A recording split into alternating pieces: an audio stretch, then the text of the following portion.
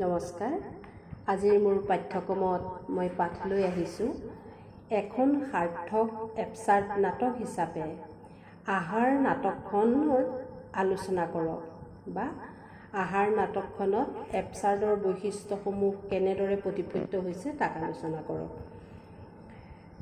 উত্তৰলৈ আহিছোঁ। পাশ্চাত্যৰ এপচাৰ্ড নাটকৰ আৰ্হিত অৰুণ শৰ্মাই ৰচনা কৰা এপচাৰ্ড নাটক হিচাপে আহাৰ নাটকখনত গতানুগতিক কাহিনীৰ পৰা ফালৰি কাটি আহি এটা ঘটনা প্ৰবাহ গঠিত হৈছে। চাৰিজন যুৱক আৰু এটা মৃতদেহক কেন্দ্ৰ কৰি চাৰিটা মনোবৃত্তিৰ চৰিত্ৰৰ মাধ্যমেৰে নাৰী আৰু পুৰুষৰ সম্পৰ্কবোৰ উদঙাই ধৰিবৰ কাৰণে এটা অস্বাভাৱিক মৃতদেহ চুৰিৰে যি পৰিৱেশ সৃষ্টি কৰিছে সি এপচাৰ্ড নাটকৰ এটা বৈশিষ্ট্য বহন কৰিছে।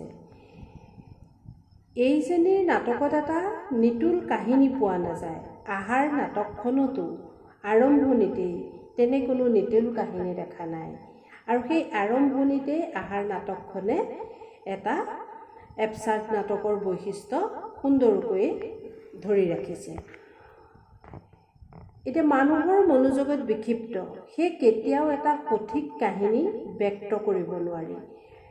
অসাৰ্থক, অযৌগিক, সংগতিহীন আৰু আদৰ্শহীন জীৱনৰ নগ্ন চৰিত্ৰ আৰু পৰিস্থিতি অংকন কৰাই এপচাৰ্ড নাটকৰ লক্ষণ। সেই লক্ষণ আহাৰ নাটকখনতো নাৰী চৰিত্ৰগৰাকীৰ যি কল্পচিত্ৰ নাট্যকাৰে অংকন কৰিছে আৰু তাত কোনো এটা নিতুল কাহিনী তেওঁ দিয়া নাই বা আমি দেখিবলৈ পোৱা নাই। তাৰ পৰিৱৰ্তে এটা মৃতদেহক কেন্দ্ৰ কৰি মানসিক স্থিতিৰ চিত্ৰণহে দেখিবলৈ পাইছোঁ আমি নাটকখনত। তাৰ মাজে মাজে জীৱনৰ অসাৰ্থকতা, সংগতিহীনতা, অযৌক্তিক আৰু আদৰ্শহীনতাৰ প্ৰতিচ্ছবি ফুটি উঠিছে। ইয়াৰ ফালৰ পৰা আহাৰ নাটকখনে এপচাৰ্ড নাটকৰ সম্পূৰ্ণভাৱে সফল হ'ব পাৰিছে বুলি অনুমান কৰিব পাৰি। আৰু সংলাপ সংৰচনাৰ ক্ষেত্ৰতো আমি বৈশিষ্ট্যসমূহ ৰক্ষিত হোৱা দেখিবলৈ পাইছোঁ।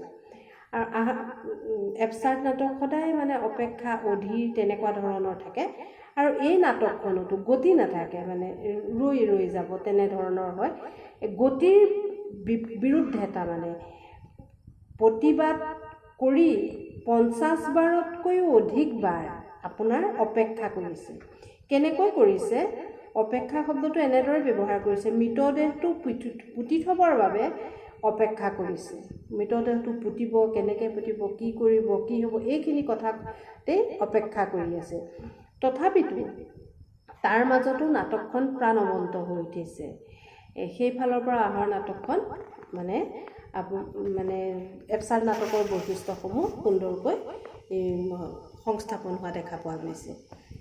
এপচাৰ্ড নাটকত পাৰ্থিৱ সুখ, সন্তোষৰ প্ৰাচুৰ্যই আধুনিক সমাজলৈ কঢ়িয়াই অনা বিষণ্ণ মানসিকতা, উশৃংখলতা, নিসংগতা আদি সাৰ্থক প্ৰকাশ ঘটে। নৈৰাশ্যই বিৰাজ কৰে। জীৱন দুঃসহ কৰি তুলিলেও প্ৰত্যাহ্বান সৃষ্টি কৰি হ'লেও জীয়াই থাকিব লাগিব তাৰো ইংগিত দিয়ে। আহাৰ নাটকখনতো আমি তেনেকুৱা যে প্ৰত্যাহ্বান গ্ৰহণ কৰি হ'লেও জীয়াই থাকিব যে লাগিব সেই পুৰুষ চৰিত্ৰকেইটাই অংকন কৰিছে। আৰু কাহিনীৰ ক্ষেত্ৰত ক'বলৈ গ'লে নাটকত কোনো এপচাৰ্ড নাটকত কোনো নিৰ্দিষ্ট আদি, মধ্য, অন্ত বা বিশিষ্ট গতানুগতিক কাহিনী নাথাকে। পৰম্পৰাগত নাটকবোৰত যেনেকৈ যোগাত্মক অথবা বা বিয়োগাত্মক কাহিনী একোটা থাকে আৰু পৰম্পৰাগতভাৱে আমি যিটো জানো যে দুষ্টৰ পৰাজয়, সন্তৰ বিজয় দেখুওৱা হয়, এপচাৰ্ড নাটক তেনেকুৱা ধৰণৰ ধাৰণাটো পৰিহাৰ কৰি জীৱনৰ খণ্ডচিত্ৰ কিছুমানহে ৰূপায়ণ কৰা হয়। আপুনি যেনে ধৰক আহাৰ নাটকখনত পুৰুষ চৰিত্ৰসকলে কোনো এগৰাকী অচিনাকি নাৰীৰ মৃতদেহ এটা সমাধিস্থ কৰাৰ বাবে আন্ধাৰ হোৱালৈ অপেক্ষা কৰিছে।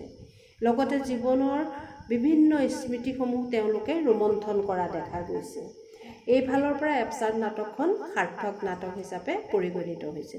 আৰু চৰিত্ৰৰ ক্ষেত্ৰতো আমি দেখিম যে পৰম্পৰাগত বা বাস্তৱবাদী নাটকত নায়ক নায়িকা সৎ অসৎ সৰল মূৰ্খ উদাসীন আদি গুণ বিশিষ্ট চৰিত্ৰ কিছুমান পৰিকল্পিতভাৱে নিৰ্মাণ কৰি নাটকত ৰূপায়িত কৰে আৰু তেওঁলোকৰ সংলাপ কাৰ্য সংগীত আদিৰে নাট্য কাহিনীক পৰিণতিৰ পিনে আগুৱাই নিয়ে।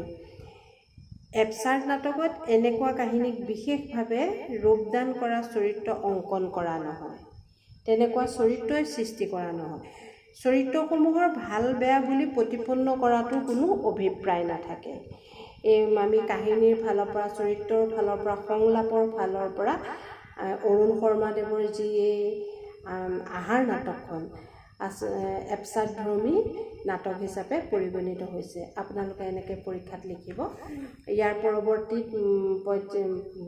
পৰ্যায়ত মই এবছাৰ্ড নাটক কাক বোলে এবছাৰ্ড নাটকৰ বৈশিষ্ট্যসমূহ আপোনালোকৰ বাবে লৈ আহিম। মোৰ চেনেলটো চাবলৈ আপোনালোকে নাপাহৰিব। ধন্যবাদ দেই।